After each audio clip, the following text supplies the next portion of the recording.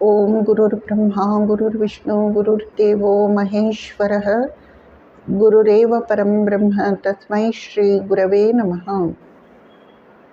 ಓಂ ನಮಃ ಶ್ರೀ ಯತಿರಾಜಾಯ ವಿವೇಕಾನಂದ ಸೂರಯೇ ಸಚ್ಚಿತ್ ಸುಖ ಸ್ವರೂಪಾಯ ಸ್ವಾಮಿನೇ ತಾಪಹಾರಿಣೇ. ಪ್ರೀತಿಯ ಬಂಧುಗಳೇ, ಇಂದಿನಿಂದ ನಾವು ಸ್ವಾಮಿ ವಿವೇಕಾನಂದರ ಭಕ್ತಿಯೋಗ ಎಂಬ ವಿಷಯವಾಗಿ ಕೆಲವು ಚಿಂತನೆಗಳನ್ನು ನೋಡೋಣ. ಸ್ವಾಮಿ ವಿವೇಕಾನಂದರ ಭಕ್ತಿಯೋಗ ಕೃತಿ ಅತ್ಯಂತ ಹೃದಯಸ್ಪರ್ಶಿಯಾದದ್ದು. ಭಕ್ತಿ ತತ್ವವನ್ನು ಕುರಿತಂತೆ ವಿಶದವಾಗಿ ಚಿಂತನೆಯನ್ನು ನೀಡಿರುವ ಕೃತಿ. ಸ್ವಾಮೀಜಿ ಭಕ್ತಿಯೋಗ ಕೃತಿಯನ್ನು 2 ಭಾಗಗಳಲ್ಲಿ ವಿಂಗಡಿಸುತ್ತಾರೆ. ಮೊದಲ ಭಾಗ ಭಕ್ತಿಯೋಗ, 2ನೆಯ ಭಾಗ ಪರಾಭಕ್ತಿ. ಅತ್ಯಂತ ಸುಂದರವಾದ ಚಿಂತನೆಗಳನ್ನು ಸ್ವಾಮೀಜಿ ವ್ಯವಸ್ಥಿತವಾದ ರೀತಿಯಲ್ಲಿ ಕ್ರಮಬದ್ಧವಾಗಿ ಒಂದೊಂದು ಮೆಟ್ಟಿಲಾಗಿ ನಮ್ಮ ಮುಂದೆ ಈ ಕೃತಿಯಲ್ಲಿ ಪ್ರಸ್ತುತಪಡಿಸ್ತಾರೆ. ಮೊದಲ ಅಧ್ಯಾಯ ಭಕ್ತಿ ಎಂದರೇನು? ಸ್ವಾಮಿ ವಿವೇಕಾನಂದರು ಹೇಳುತ್ತಾರೆ, ಭಕ್ತಿ ಎಂಬುದು ಭಗವದ್ ಅನ್ವೇಷಣೆಯ ಮಾರ್ಗ.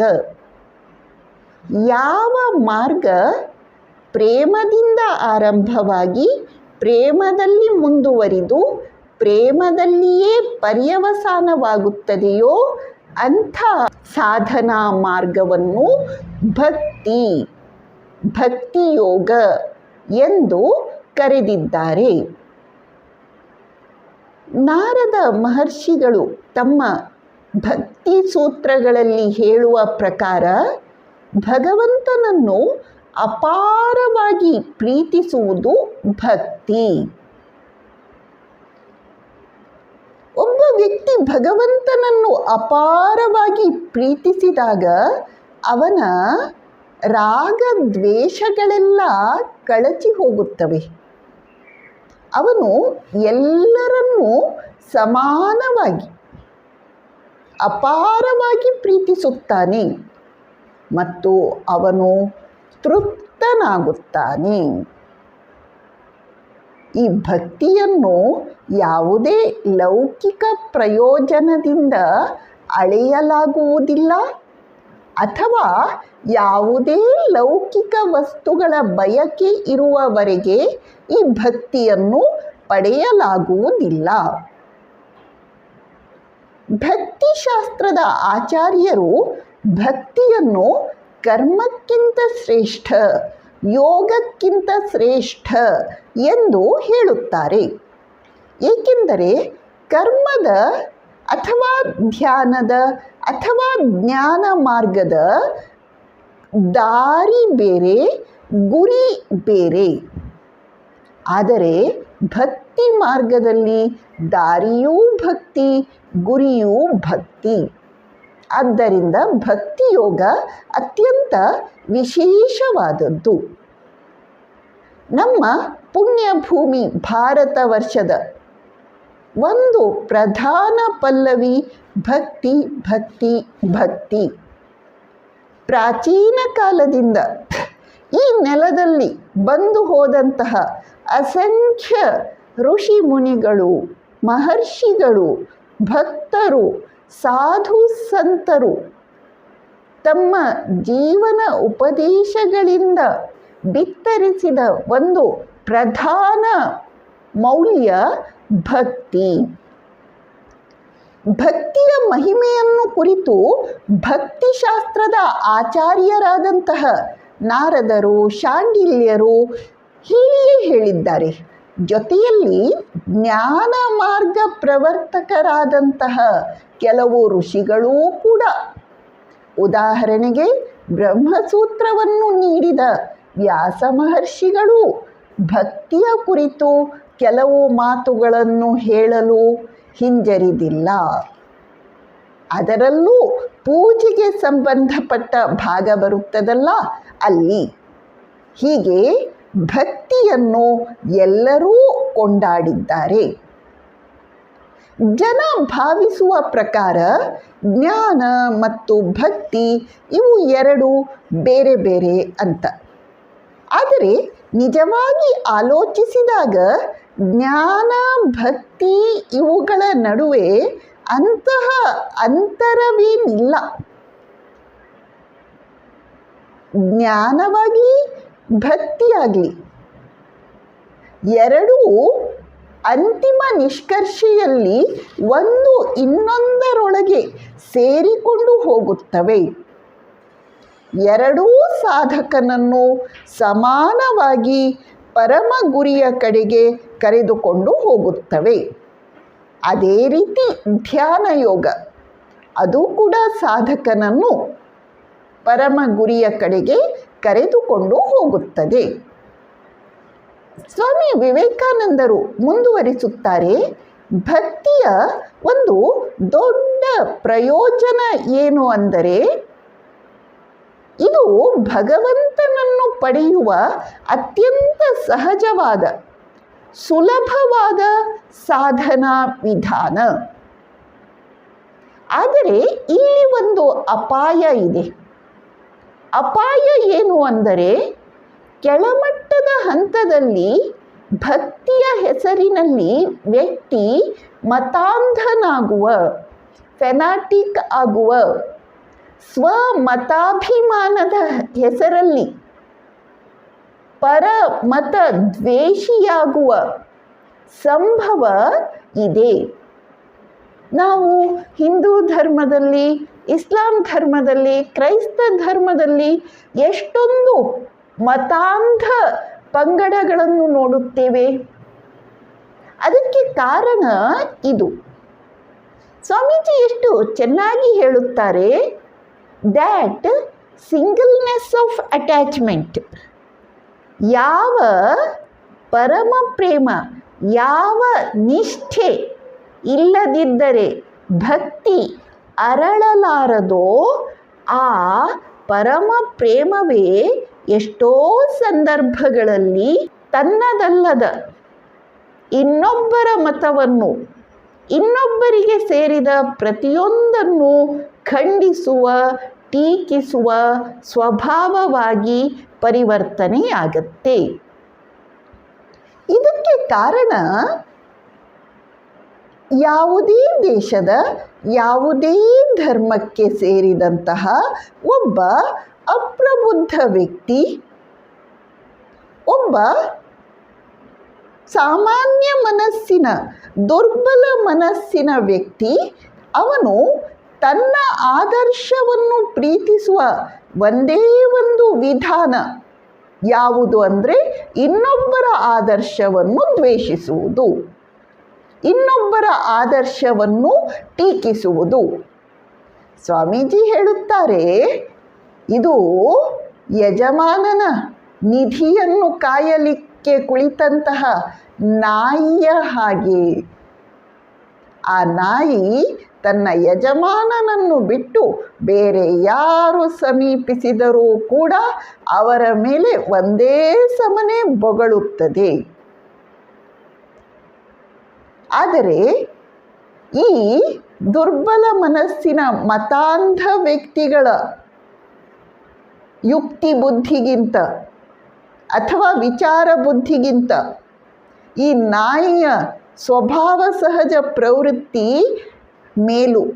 ಏಕೆಂದರೆ ಈ ನಾಯಿ ತನ್ನ ಯಜಮಾನ ಯಾವ ವೇಷದಲ್ಲಿ ಆಗಮಿಸಿದರೂ ಅವನನ್ನು ಗುರುತಿಸುತ್ತಾನೆ. ಆದರೆ ಮತಾಂಧ ವ್ಯಕ್ತಿ ಹಾಗಲ್ಲ. ಅವನು ತನ್ನೆಲ್ಲ ವಿವೇಕ ಪ್ರಜ್ಞೆಯನ್ನು ಕಳೆದುಕೊಳ್ಳುತ್ತಾನೆ. ಅವನಿಗೆ ಯಾವ ಚಿಂತನೆಯನ್ನು ಒಬ್ಬ ವ್ಯಕ್ತಿ, ಯಾವ ಆದರ್ಶವನ್ನು ಒಬ್ಬ ವ್ಯಕ್ತಿ ಹೇಳುತ್ತಿದ್ದಾನೆ ಎನ್ನುವುದು ಮುಖ್ಯ ಅಲ್ಲ, ಯಾರು ಅದನ್ನು ಹೇಳುತ್ತಿದ್ದಾರೆ ಎನ್ನುವುದೇ ಮುಖ್ಯ. ಆದ್ದರಿಂದ ಒಬ್ಬ ವ್ಯಕ್ತಿ ತನ್ನ ಧರ್ಮದ ಕುರಿತು, ತನ್ನ ಜನರ ಕುರಿತು ಎಷ್ಟು ಪ್ರೇಮ, ಆತ್ಮೀಯತೆ, ಅಭಿಮಾನವನ್ನು ಹೊಂದಿರುತ್ತಾನೆಯೋ ಅನ್ಯ ಮತದವರನ್ನು ಕಾಣುತ್ತಲೇ ಅವನು ಅಷ್ಟು ದುಷ್ಟ ವ್ಯಕ್ತಿಯಾಗುತ್ತಾನೆ. ಇದು ಭಕ್ತಿ ಮಾರ್ಗದಲ್ಲಿ ನಾವು ನೋಡುವಂತಹ ಅಥವಾ ನಾವು ಗಮನಿಸಬಹುದಾದ ಅಪಾಯ, ಡೇಂಜರ್, ಡಿಸ್ಅಡ್ವಾಂಟೇಜ್. ಆದರೆ ಈ ಅಪಾಯ ಇರುವುದು ಕೇವಲ ಪ್ರಾರಂಭದ ಹಂತದಲ್ಲಿ ಮಾತ್ರ. ಪ್ರಾರಂಭದ ಹಂತದ ಭಕ್ತಿಯನ್ನು, ಯಾವುದನ್ನು ನಾವು ಗೌಣಿ ಭಕ್ತಿ ಅಥವಾ ವೈಧಿ ಭಕ್ತಿ ಎಂದು ಕರೆಯುತ್ತೇವೆಯೋ ಆ ಹಂತದಲ್ಲಿ ಮಾತ್ರ ಈ ಮತಾಂಧತೆಯ ಸಮಸ್ಯೆ ಎದುರಾಗುತ್ತದೆ. ಯಾವಾಗ ಭಕ್ತ ಭಕ್ತಿಯ ಉನ್ನತ ಸ್ತರಗಳನ್ನು ತಲುಪುತ್ತಾನೆಯೋ, ಭಗವಂತನ ಹತ್ತಿರ ಹೋಗುತ್ತಾನೆಯೋ, ಯಾವುದನ್ನು ನಾವು ಪರಾಭಕ್ತಿ, ರಾಗಭಕ್ತಿ ಎಂದು ಕರೆದಿದ್ದೇವೆಯೋ ಆ ಹಂತದಲ್ಲಿ ಭಕ್ತ ಯಾರನ್ನೂ ದ್ವೇಷಿಸಲಾರ. ಆಗ ಪರಾಭಕ್ತಿಯ ಗಂಗೆಯಿಂದ ಸೇಚನಗೊಂಡಂತಹ ಅವನ ಶುದ್ಧ ಮನಸ್ಸಿನಲ್ಲಿ ಯಾವ ಮತ ಪಂಥದ ಕುರಿತು ಅನ್ಯ ಭಾವನೆ, ದ್ವೇಷ ಭಾವನೆ ಉದಿಸಲಿಕ್ಕೆ ಆಸ್ಪದವೇ ಇಲ್ಲ. ಸ್ವಾಮಿ ವಿವೇಕಾನಂದರು ಮುಂದುವರಿಸುತ್ತಾರೆ,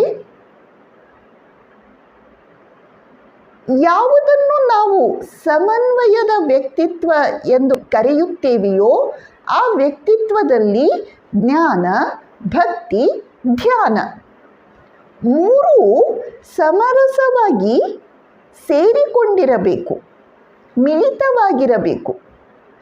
ಅಂಥ ಸಮನ್ವಯದ ವ್ಯಕ್ತಿತ್ವ ಕಾಣಸಿಗುವುದು ಅಪರೂಪ. ಆದರೆ ಅದೇ ಶ್ರೇಷ್ಠವಾದ ವ್ಯಕ್ತಿತ್ವ. ಸ್ವಾಮೀಜಿ ಒಂದು ಉದಾಹರಣೆಯನ್ನು ಕೊಡುತ್ತಾರೆ. ಒಂದು ಹಕ್ಕಿ ಹಾರಬೇಕಾದರೆ ಅದಕ್ಕೆ 2 ರೆಕ್ಕೆಗಳು, ಪುಚ್ಛ, ಈ 3 ಇರಬೇಕಾಗುತ್ತದೆ. ಸ್ವಾಮೀಜಿ ಹೇಳುತ್ತಾರೆ, ಜ್ಞಾನ ನಮ್ಮ ಒಂದು ರೆಕ್ಕೆ, ಭಕ್ತಿ ಇನ್ನೊಂದು ರೆಕ್ಕೆ, ಯೋಗ ಇವೆರಡನ್ನೂ ಸಮತೂಕಗೊಳಿಸುವಂಥದ್ದು, ಬ್ಯಾಲೆನ್ಸ್ ಮಾಡುವಂಥದ್ದು ಯೋಗ ಅದರ ಪುಚ್ಛ. ಯಾವ ವ್ಯಕ್ತಿತ್ವದಲ್ಲಿ ಜ್ಞಾನ, ಭಕ್ತಿ, ಯೋಗ ಇವು 3 ಸೇರಿಕೊಂಡಿವೆಯೋ, ಸಮನ್ವಯವಾಗಿವೆಯೋ ಅದು ಸುಂದರ ವ್ಯಕ್ತಿತ್ವ, ಉದಾತ್ತ ವ್ಯಕ್ತಿತ್ವ. ಈ ವಿಷಯವನ್ನು ಸ್ವಾಮೀಜಿ ತಮ್ಮ ಕೃತಿ ಶ್ರೇಣಿಯ ಉದ್ದಕ್ಕೂ ಸಂದರ್ಭ ಒದಗಿದಾಗಲೆಲ್ಲ ಒತ್ತಿ ಹೇಳುವುದನ್ನು ನಾವು ಗಮನಿಸಬಹುದು. ಆಧುನಿಕ ಯುಗಕ್ಕೆ ಸ್ವಾಮಿ ವಿವೇಕಾನಂದರ ಕರೆ, ಪ್ರತಿಯೊಬ್ಬ ವ್ಯಕ್ತಿ ತನ್ನ ಜೀವನದಲ್ಲಿ 4 ಯೋಗಗಳನ್ನು ಸಮನ್ವಯಗೊಳಿಸಿಕೊಳ್ಳಬೇಕು ಎಂಬುದು. ಜ್ಞಾನಿಗಳು ಭಕ್ತಿಯ ಕುರಿತು ಹೇಳುವ ಮಾತು ಏನು ಅಂದರೆ, ಭಕ್ತಿ ಅನ್ನುವುದು ಮಾರ್ಗ, ಆ ಭಕ್ತಿಯಿಂದ ವ್ಯಕ್ತಿ ತಲುಪಬೇಕಾದ ಗುರಿ ಮೋಕ್ಷ.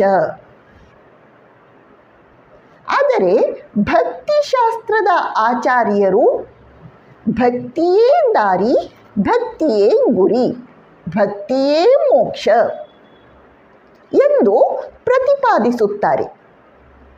ಸ್ವಾಮೀಜಿ ಪ್ರಕಾರ ಈ 2 ಭಾವನೆಗಳಲ್ಲಿ ಹೆಚ್ಚು ಅಂತರ ಇಲ್ಲ. ಯಾವುದನ್ನು ಜ್ಞಾನಿಗಳು ಭಕ್ತಿ ಎಂದು ಕರೆಯುತ್ತಿದ್ದಾರೆಯೋ, ಭಕ್ತಿ ಎಂದು ಕರೆದು ಅದನ್ನು ಮಾರ್ಗ ಎಂದು ಸೂಚಿಸುತ್ತಿದ್ದಾರೆಯೋ ಅದು ಪ್ರಾರಂಭದ ಹಂತದ ಭಕ್ತಿ, ವೈಧಿ ಭಕ್ತಿ. ಯಾವುದನ್ನು ಭಕ್ತಿಶಾಸ್ತ್ರದ ಆಚಾರ್ಯರು ಇದು ಮಾರ್ಗವೂ ಹೌದು ಗುರಿಯೂ ಹೌದು ಎಂದು ಪ್ರತಿಪಾದಿಸುತ್ತಿದ್ದಾರೆಯೋ ಅದು ಪರಾಭಕ್ತಿ, ರಾಗಭಕ್ತಿ, ಉನ್ನತ ಮಟ್ಟದ ಭಕ್ತಿ. ಆದ್ದರಿಂದ ಇಬ್ಬರ ಅಭಿಪ್ರಾಯದಲ್ಲೂ ಹೆಚ್ಚಿನ ವ್ಯತ್ಯಾಸ ಇಲ್ಲ. ವ್ಯತ್ಯಾಸವಿರುವುದು ಅವರು ನೋಡುವ ದೃಷ್ಟಿಕೋನದಲ್ಲಿ ಮಾತ್ರ. ಜ್ಞಾನಿಯ ಪ್ರಕಾರ ಭಕ್ತಿ ಮಾರ್ಗ, ಆದರೆ ಈ ಭಕ್ತಿ ಕೂಡ ಮುಂದೊಂದು ದಿನ ಜ್ಞಾನದಲ್ಲಿ ಲಯವಾಗಿ ಹೋಗುತ್ತದೆ. ಭಕ್ತಿ ಜ್ಞಾನಕ್ಕೆ ಮಾರ್ಗವನ್ನು ಮಾಡಿಕೊಡುತ್ತದೆ, ಜ್ಞಾನ ಭಕ್ತಿಯನ್ನು ತನ್ನಲ್ಲಿ ಸೇರಿಸಿಕೊಳ್ಳುತ್ತದೆ. ಹೀಗೆ ಅಂತಿಮ ನಿಷ್ಕರ್ಷೆಯಲ್ಲಿ ಜ್ಞಾನ ಅನ್ನಿ ಭಕ್ತಿ ಅನ್ನಿ ಎರಡೂ ಒಂದೇ ತತ್ವ, ದೃಷ್ಟಿಕೋನ ಮಾತ್ರ ಭಿನ್ನವಾದದ್ದು. ಈಗ ಸ್ವಾಮಿ ವಿವೇಕಾನಂದರು ವಿವಿಧ ಭಾಷ್ಯಕಾರರು ಭಕ್ತಿಯನ್ನು ಹೇಗೆ ವ್ಯಾಖ್ಯಾನ ಮಾಡಿದ್ದಾರೆ, ಭಕ್ತಿಯ ಪರಿಭಾಷೆ ಏನು ಎಂಬುದನ್ನು ವಿವರಿಸುತ್ತಾರೆ. ಬ್ರಹ್ಮ ಸೂತ್ರಗಳಲ್ಲಿ ಒಂದು ಸೂತ್ರ ಬರುತ್ತದೆ, ಆವೃತ್ತಿ ರಸ ಕ್ರೀಡೋಪದಿಷ್ಟಂ. ಇದನ್ನು ವಿವರಿಸುತ್ತಾ ಶಂಕರಾಚಾರ್ಯರು ಹೇಳುತ್ತಾರೆ, ಒಬ್ಬ ಸೇವಕ ರಾಜನಲ್ಲಿ ಭಕ್ತಿಯನ್ನು ಇಟ್ಟಿದ್ದಾನೆ, ಶಿಷ್ಯ ಗುರುವಿನಲ್ಲಿ ಭಕ್ತಿಯನ್ನು ಇಟ್ಟಿದ್ದಾನೆ. ಈ ಎರಡು ವಾಕ್ಯಗಳಲ್ಲಿ ಭಕ್ತಿ ಎಂದರೆ ಅರ್ಥ ಏನು? ಫಾಲೋಯಿಂಗ್ ಅನುಸರಿಸುವುದು.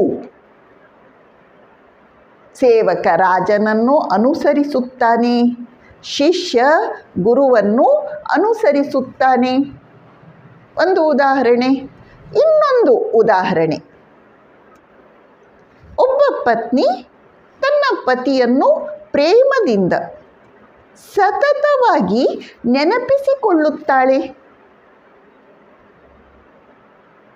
ಇದನ್ನು ಭಕ್ತಿ ಅಂತ ಕರೆದಿದ್ದಾರೆ.